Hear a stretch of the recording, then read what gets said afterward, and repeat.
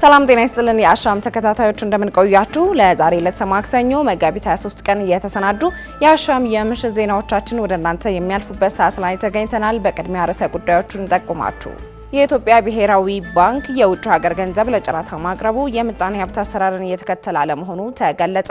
ጣልቃ ገብነትን የተመለከተው አዋጅ መጽደቁ ህገ መንግስታዊ ስርዓቱን ከማስከበር አንጻር የተሻለ አንደምታ እንደሚኖረው ተመላከተ። በትግራይ ክልል ያለው የፖለቲካ ሽኩቻ በቱሪዝም ዘርፉ ላይ ተጽዕኖ ማሳደሩን የትግራይ ክልል ቱሪዝም ቢሮ አስታወቀ። ለተደራራቢ ችግር የተጋለጡ ህጻናት ማዕከልን ለመገንባት ከ60 ሚሊዮን ብር በላይ እንደሚያስፈልግ ተገለጸ። ከውጪ ዚምባብዌ የፕሬዝዳንቱን ስልጣን ለማራዘም በሚል ህገ መንግስቱ መሻሻሉን ተከትሎ በተቃውሞ እየተናጠች መሆኗ ተገለጸ። አስቀድመን ያስተዋወቅናችሁን ርዕሰ ጉዳዮችን ጨምሮ የቢዝነስና ምጣኔ ሀብት እንዲሁም ስፖርታዊ መረጃዎች ወደ እናንተ ይደርሳሉ። የዕለቱ ተረኛ አሳላፊ መስከረም አዲሱ አብራችሁ ቆይታ አደርጋለሁ። ወደ ቀዳሚው መረጃ ተሻገርኩኝ።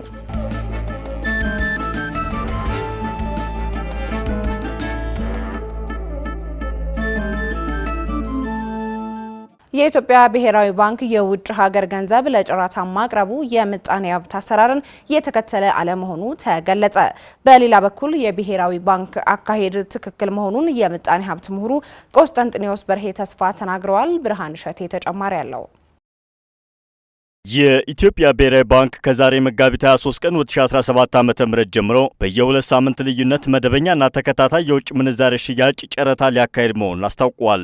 ባንኩ ባወጣው መግለጫ አካሄዱ በማዕከላዊ ባንክ እየተከማቸ ካለው የውጭ ምንዛሬ የተወሰነውን መጠን ለግሉ ዘርፍ ለማቅረብና የማዕከላዊ ባንኩን የተረጋጋ የውጭ ምንዛሬ ስርዓት ግብ ለማሳካት እየታቀደ ነው ብሏል።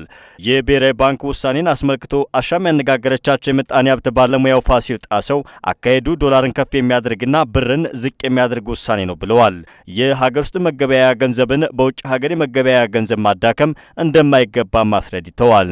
በተቃራኒ ዶላርን ከፍ ብርን ዝቅ እየተደረገ የሚሰራው ስራ የኢትዮጵያ አፍሪካ ህዳሴን ይጻረራል። ይሄን ብር የኢትዮጵያ ብሔራዊ ባንክ እንዲሁም የገንዘብ ሚኒስቴር ብሩን ወግነው መስራት ይገባቸዋል ብዬ ነው የምመክረው እና ይሄ ነፃ ገበያ ብርን አፋፍቶ ከሌላ ዓለም ገንዘብ ጋር መወዳደርን እንጂ ነፃ ገበያ ብርን በሌላ አገር ገንዘብ ማስበላትን በፍጹም ስለማካትት ይሄ ነገር በደንብ መታየት አለበት። ይሄ ጥቁር ገበያ የሚለው ለአንዴና ለመጨረሻ በማስቀረት ገበያ በብርሃን ነው የሚሰራው፣ በብርሃን ፍጥነት። ከየውጭ የብሔራዊ ባንክ የዶላር አቅርቦት ያደርጋል፣ ለጨረታ ያሸጣል። እንግዲህ የወርቅ ክምችትን ወደ ገበያ ከማውጣት አንጻር የሚሰራ ስራ ሊኖር ይችላል። ግን ያንን በውጭ ምንዛሪ መሰረት አድርገው የውጭ ምንዛሪን አቅራቢ ሰፕላየር ሆኖ መምጣቱ አስቸጋሪ ነው የሚሆነው። የውጭ ምንዛሪው ራሱ አሁን ዶላሩ ስንል የአሜሪካ ገንዘብ። ሌላኛው አስተያየት ሰጪ የምጣኔ ሀብት ምሁር ቆስጠንጢኖስ በርሄ ተስፋ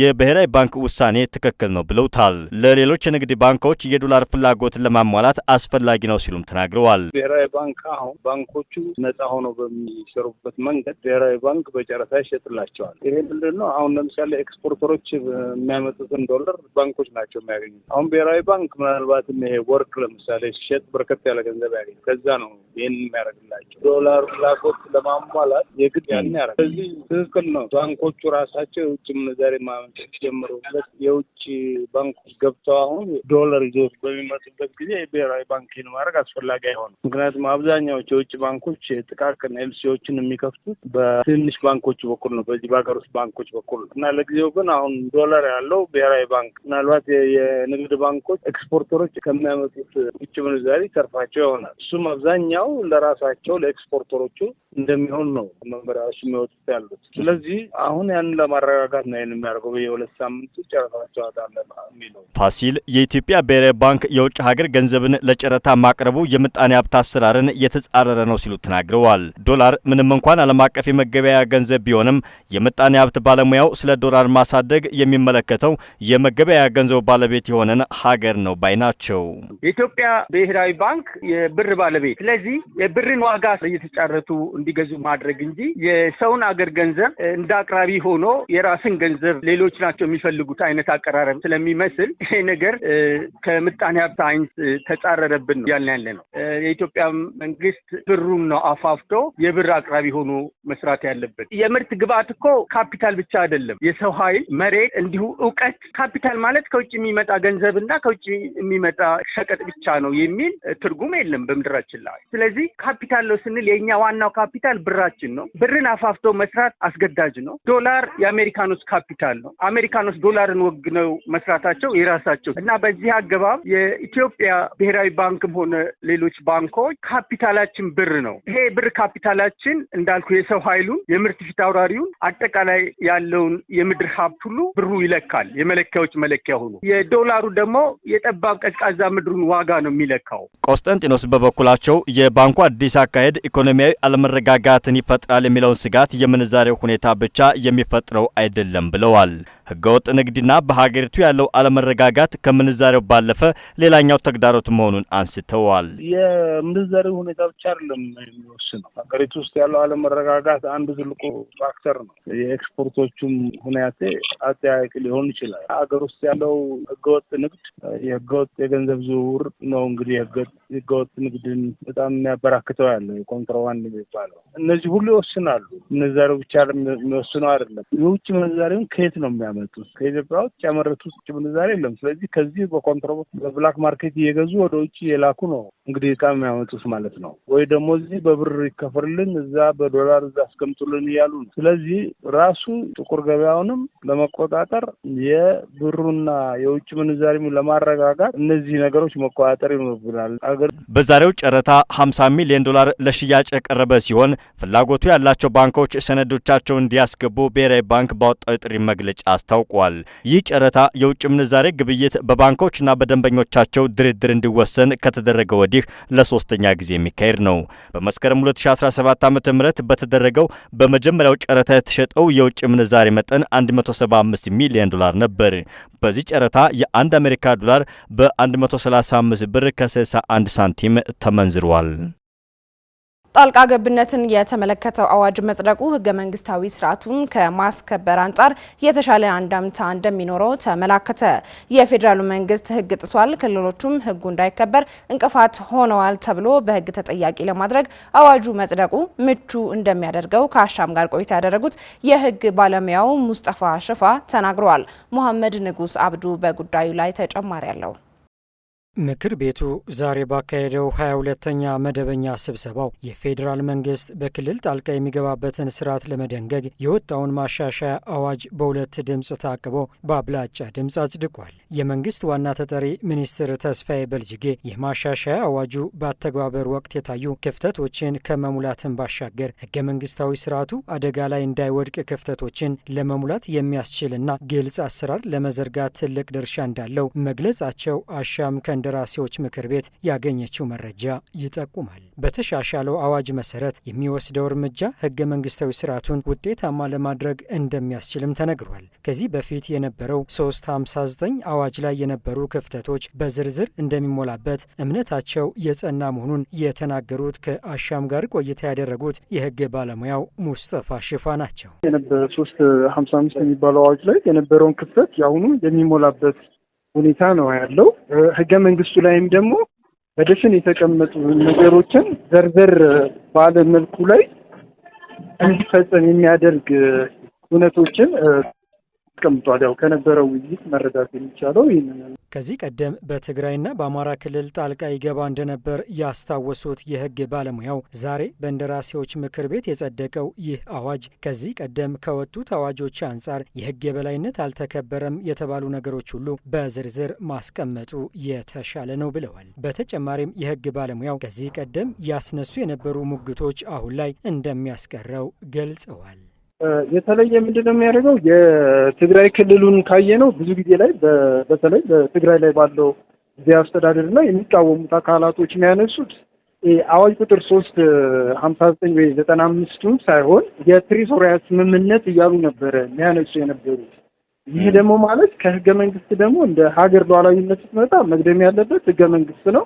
ከዛ በመለጠቅ ደግሞ አሁን ላይ የነበረው አዋጅ በተለይ 359 ያው የነበረበትን ክፍተትንም እንደ አጋጣሚ መጠቀም ሁኔታዎች ነበረ። አማራ ክልል ላይ የተሻለ የሚሆነው ምንድነው?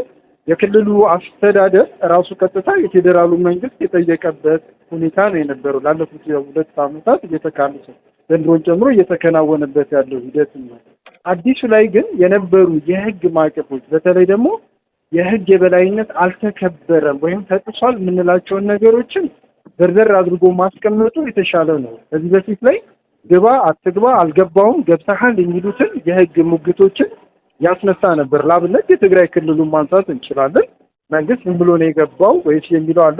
ከግጭቱ የነበረው ከፌዴራል መንግስትና የክልሉ ነው። አማራ ክልል ላይ ደግሞ ስንመጣ የክልሉ መስተዳደር በውስጥ ባለው ግጭት ላይ የክልሉ መንግስት ጋብዞት እንቅስቃሴ የተደረገበትን እናያለን።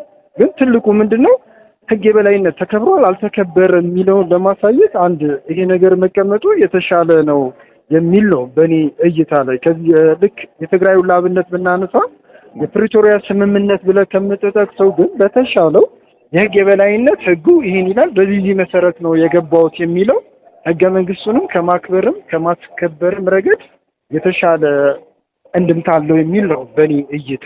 ይህ የጸደቀው አዋጅ የተለየ ነገር የለውም። ምክንያቱም መንግስት ከዚህ ቀደም በክልሎች ላይ ጣልቃ ሲገባ ይስተዋል ነበር ብለው ትችታቸው የሰነዝሩ የነበሩ አካላት አሁን ላይ ደግሞ አላግባብ ጣልቃ ገብተዋል ብሎ ለመጠየቅ በህግ አግባብ መቀመጡ የተሻለ እንደሚያደርገውም ጠቁመዋል። ከዚህ ቀደም የነበሩ ስህተቶችም መቀጠል እንደሌለባቸው አስገንዝበዋል። የፌዴራሉ መንግስት ህግ ጥሷል፣ ክልሎችም ህጉ እንዳይከበር እንቅፋት ሆነዋል ተብሎ በህግ ተጠያቂ ለማድረግ አዋጁ መጽደቁ ምቹ እንደሚያደርገው ተናግረዋል።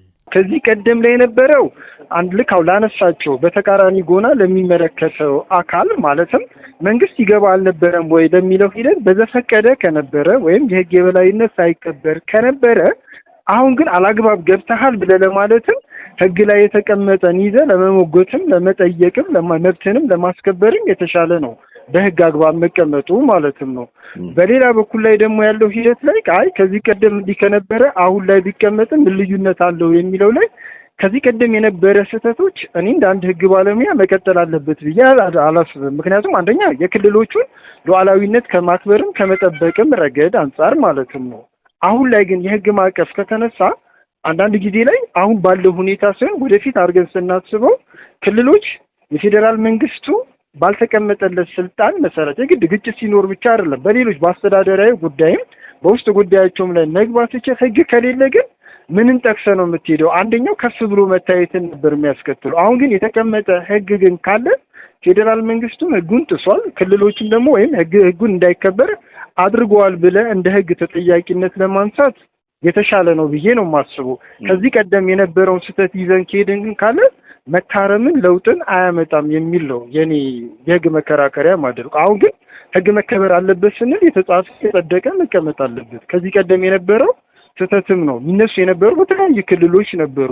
ግጭት ኖረም ግጭት ሳይኖርም ፌዴራል መንግስቱ ጣልቃ ገብቶብናል እንደዚህ አይነት የሚነሱ ሀሳቦች ነበሩ። አሁን ግን እነዚህን ሀሳቦችንም መከላከል ይቻላል። ከእንደገና ደግሞ ናግባልኝ የሚለውንም ደግሞ ጥያቄም የበለጠ ለማጠናከር ከምን ረገድ ነው የሚለውን ለመመለስም የህግ ማዕቀፍ መቀመጡና ተሻሽሎ መቀመጡ መልካም ነው የሚል ነው በእኔ እይታ።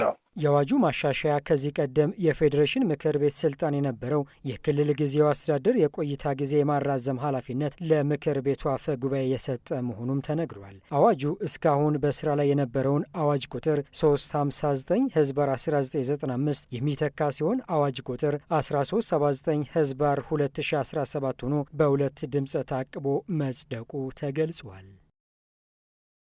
በትግራይ ክልል ያለው የፖለቲካ ሽኩቻ በቱሪዝም ዘርፉ ላይ ተጽዕኖ ማሳደሩን የትግራይ ክልል ቱሪዝም ቢሮ አስታወቀ።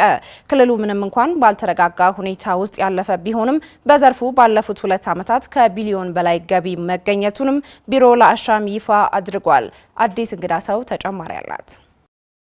በዓለም አቀፍ ደረጃ ከተከሰተው የኮቪድ ወረርሽኝ በተጨማሪ በልዩ ሁኔታ በተፈጠረው የእርስ በርስ ጦርነት ሙሉ በሙሉ የቱሪስት ፍሰቱ ተቋርጦባት የቆየችው የትግራይ ክልል የፕሪቶሪያውን ስምምነት ተከትሎ ዘርፉ በማንሰራራት ላይ እንደሚገኝና ባለፉት 2 ዓመታት ከመንፈቅ የተሻለ እንቅስቃሴ መታየቱን ብሎም የሀገር ውስጥና የውጭ ጎብኚዎች ቁጥር መጨመሩን የሚናገሩት የትግራይ ክልል ባህልና ቱሪዝም ቢሮ ምክትል ኃላፊ ሀይላይ በየነ ክልሉ ላይ የነበረው የቱሪስት እንቅስቃሴ እንዲመለስ የተደረጉ ስራዎችን አስታውሰዋል። በልዩ ሁኔታ ደግሞ እንደ ቢሮ በያዝነው ልዩ እቅድና እንቅስቃሴ ዳግም እንዲጀመር የሪኦፕኒንግ ስራ የፋሚሊያራይዜሽን ስራ ከሚመለከታቸው የክልል ተቋማት፣ የከፍተኛ ትምህርት ተቋማት፣ የፌዴራል ተቋማት፣ ዓለም አቀፍ አጋዥ ድርጅቶች ከነሱ ጋር በመሆን ትግራይ የቱሪዝም ዳግም መጀመር ካምፔን ስለተደረገ ጥሩ የሚባል ወይም አበረታች የሚባል እንቅስቃሴ ነው የታየበት። ይሄ በቱሪስት ቁጥርም በበሩ በዓላትም በነበረ የሰው ኃይል እንቅስቃሴ የሰው ኃይል ስንል የቱሪስት ማለት ነው፣ የሀገር ውስጥም የውጭ ቱሪስትም ይሄ የነበረ ከቦታ ወደ ቦታ መንቀሳቀስ በጣም አበረታችና ጥሩ እንቅስቃሴ የታየበት ነው የነበረው። ባለፉት ዓመታት ቢሮ እንዲሁም የሚመለከታቸው አካላት በሰሩት ስራ ጥሩ ውጤቶች ተመልክተናል ያሉት ኃላፊው በተያዘው ዓመትም ከነሐሴ ወር እስከ የካቲት 2017 ዓ.ም የነበረው እንቅስቃሴ መልካም እንደነበር ገልጸዋል። የተያዘውን የመጋቢት ወርን ጨምሮ በቀጣይ ወራት እንደ ሀገር የቱሪዝም እንቅስቃሴው የሚቀዛቀዝበት ከመሆኑ ጋር ተያይዞ በክልሉ መቀዛቀዞች ስለመኖራቸው ተናግረዋል። ክልሉ ወደ ቀድሞ እንቅስቃሴው የተመለሰ ነው ከተባለበት ከባለፉት 2 ዓመታት ወዲህ በቱሪዝም ዘርፉ ያገኘውን ገቢ በሚመለከት አሻም ላነሳቸው ጥያቄ ኃላፊው ተከታዩን ምላሽ ሰጥተዋል። የቱሪዝም ሰብሲክሳችን ብቻ ሳይሆን የአጠቃላይ እንደ ሀገር ያለን የመረጃ አያያዛችን የራሱ የሆነ እንከን ስላለበት አክቹዋል ቁጥሩ እንደዚህ ተፈጥሯል፣ እንደዚህ አይነት ገቢ ተገኝተዋል ለማለት አንዳንዴ ሊዳግትህ ይችላል። ግን በእርግጠኛ ሆነን መናገር የምንችለው የነበሩን የባህላት የነበሩን ሁነቶች የነበረው የዓለም አቀፍ ኢንተርናሽናል እና የሀገር ውስጥ ቱሪዝም እንቅስቃሴ ባለፉት ዓመታት በቢሊዮኖች የሚገመት የኢኮኖሚክ ትራንዛክሽን እንደነበረው መገመት በቀላል መገመት ይቻላል። በክልሉ ከሚገኙት የማይንቀሳቀሱ ቅርሶች ባሻገር የሚከበሩ የተለያዩ በዓላት የቱሪስት እንቅስቃሴውን በከፍተኛ ሁኔታ እንዲያገግም እንዳደረገው የሚናገሩት ኃይላይ ከጦርነቱ በኋላም ክልሉ ካሉት በርካታ የቱሪስት መስህቦች በቀዳሚነት እየተጎበኙ የሚገኙት በአክሱም እንዲሁም በአዲግራት የሚገኙ ቅርሶች መሆናቸውን ጠቁሟል። ምንም እንኳን ክልሉ ከጦርነት የወጣና ወደ ቀደመ እንቅስቃሴው ለመመለስ እየሰራ እንደሆነ ቢገለጽም ባለፉት ጥቂት የማይባሉ ወራት በክልሉ ጊዜያዊ አስተዳደርና በህወሓት አመራሮች መካከል በተከፈተ ሹክቻ የተለያዩ ዓለም አቀፍ ተቋማትና ኤምባሲዎች ዜጎች በኢትዮጵያ እንቅስቃሴ እንዳያደርጉ ከከለከሏቸው አካባቢዎች መካከል ክልሉ መካተቱን አሻም መዘገቧ ይታወሳል። በመሆኑም ባለፉት ወራት በክልሉ በሚገኙት አመራሮች መካከል የተነሳው ሹክቻ በቱሪዝም ዘርፉ ላይ ተጽዕኖ አላሳደረም ወይ ስትል አሻም ለሰነዘረችው መጠይቅ የማይካድ ነው ሲሉ ምላሽ ሰጥተዋል። አሁን የተጽዕኖ የለውም ማለት አንችልም። ማለት በተለይ የኢንተርናሽናል ቱሪስቱ የዓለም አቀፍ ቱሪስት የኤምባሲዎቻቸው የሀገራቸው ምክር ወይም ዳይሬክሽን ወይም ምንድን የሚባለው እሱን ይሰማሉ።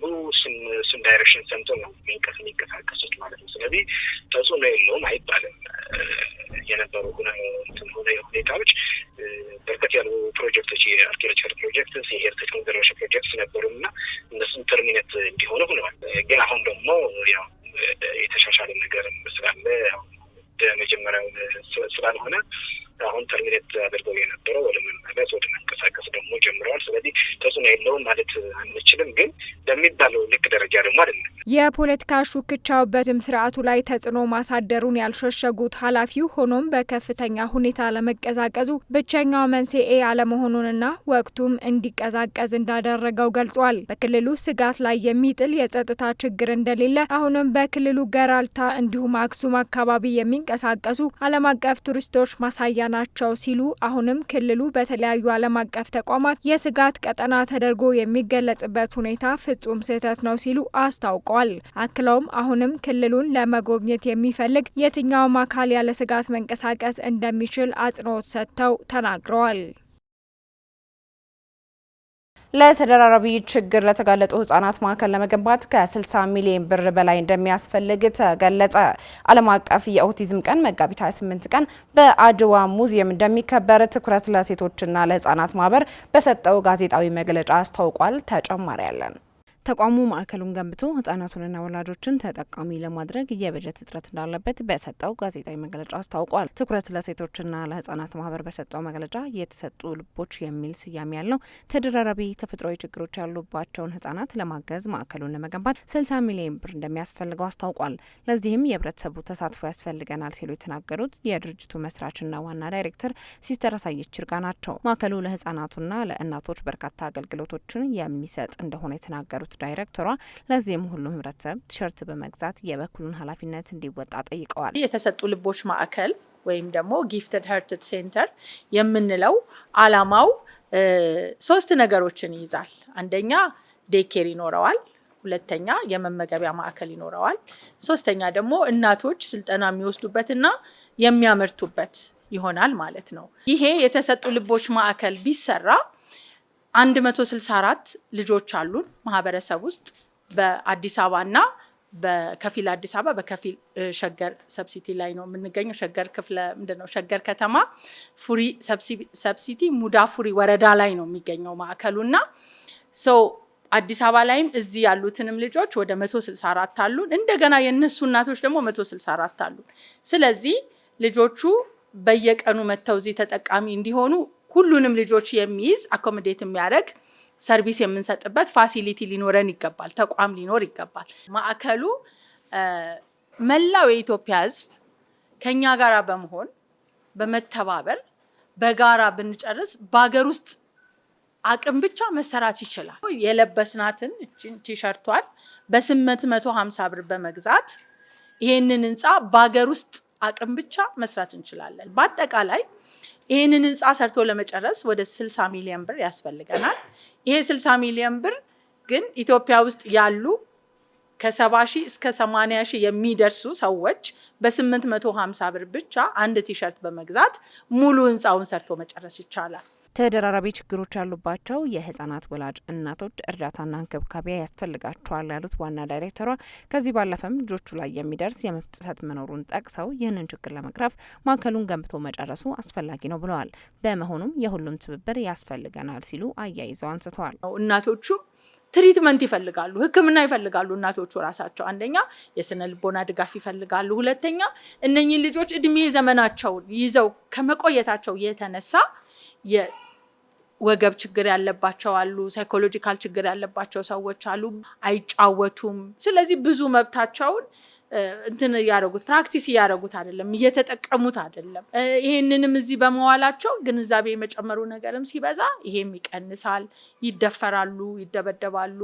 ማን ምን እንዳረጋቸው ስለማያውቁ መናገር ስለማይችሉ ለህግ እንኳን ለመጠየቅ የሚከብድበት ነገር ነው እና ያለው። አሁንም ደግሞ ሁሉ ሰው ቢረባረብ ይሄንን ህንጻ መስራትና ቅድም የነገርኳችሁን የእናቶቹንና የህፃናቶቹን ችግር በከፊል መቅረፍ ስለሚቻል ሁላችሁም እንድትተባበሩ። ትኩረት ለሴቶችና ህጻናት ማህበር ከዚህ ቀደም በርካታ እናቶችንና ህጻናትን ሲረዳ የቆየ ማህበር መሆኑን ያነሱት ዳይሬክተሯ መጋቢት 28 ቀን 2017 ዓ.ም የዓለም የኦቲዝም ቀንን አስመልክቶ በአድዋ ሙዚየም እንደሚከበር ገልጸው በዚህ መርሃ ግብርም የኦቲዝም ህመምን አስመልክቶ የግንዛቤ ማስጨበጥ ፕሮግራም እንደሚኖር ጠቁመዋል። እሁድ ለታ መጋቢት 28 ከጠዋቱ 2 ሰዓት ተኩል እስከ 5 ሰዓት ተኩል በአድዋ 00 በፓን አፍሪካ ሆል ትልቅ ዝግጅት አዘጋጅተናል። ያም ዝግጅት ምንድነው? ያው የኤፕሪል ወር እንደሚታወቀው የመጋቢት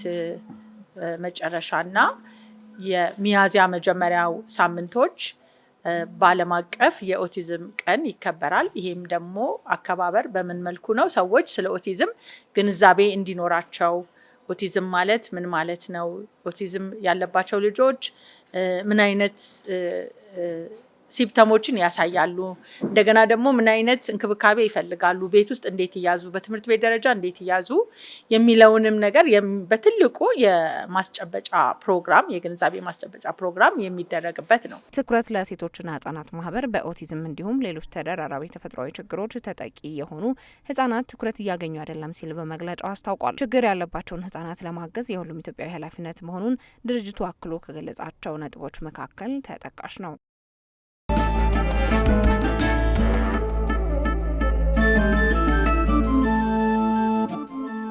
ተመልካቾቻችን ዜናዎቻችንን ከመቋጨታችን በፊት ርዕሰ ጉዳዮቹን ደግመን እናስታውሳችሁ። የኢትዮጵያ ብሔራዊ ባንክ የውጭ ሀገር ገንዘብ ለጨረታ ማቅረቡ የምጣኔ ሀብት አሰራርን እየተከተለ አለመሆኑ ተገለጸ። ጣልቃ ገብነትን የተመለከተ አዋጅ መጽደቁ ህገ መንግስታዊ ስርዓቱን ከማስከበር አንጻር የተሻለ አንደምታ እንደሚኖረው ተመላከተ። በትግራይ ክልል ያለው የፖለቲካ ሽኩቻ በቱሪዝም ዘርፉ ላይ ተጽዕኖ ማሳደሩን የትግራይ ክልል ቱሪዝም ቢሮ አስታወቀ። ለተደራራቢ ችግር የተጋለጡ ህጻናት ማዕከልን ለመገንባት ከ60 ሚሊዮን ብር በላይ እንደሚያስፈልግ ተገለጸ። ከውጪ ዚምባብዌ የፕሬዝዳንቱን ስልጣን ለማራዘም በሚል ህገ መንግስቱ መሻሻሉን ተከትሎ በተቃውሞ እየተናጠች መሆኗ ተገለጸ። ለዛሬ ዕለተ ማክሰኞ መጋቢት 23 ቀን 2017 ዓ.ም የተሰናዱ የአሻም የምሽት ዜናዎቻችን በዚሁ ተጠናቀዋል። የዕለቱ ተረኛ አሳላፊ መስከረም አዲሱ አብሬያችሁ ቆይታ አደረኩኝ። ወደ ተመልካቾቻችን ከአሻም ቴሌቪዥን የሚተላለፉ አዳዲስና ወቅታዊ መረጃዎችን ለማግኘት የተለያዩ ማህበራዊ ድረገጾቻችንን ማለትም ፌስቡክ፣ ዩቲዩብ፣ ቴሌግራም እና ቲክቶክ የማህበራዊ ድረገጾቻችንን ሰብስክራይብ፣ ፎሎ እና ላይክ በማድረግ ማግኘት ትችላላችሁ። አሻም ለሁላችን!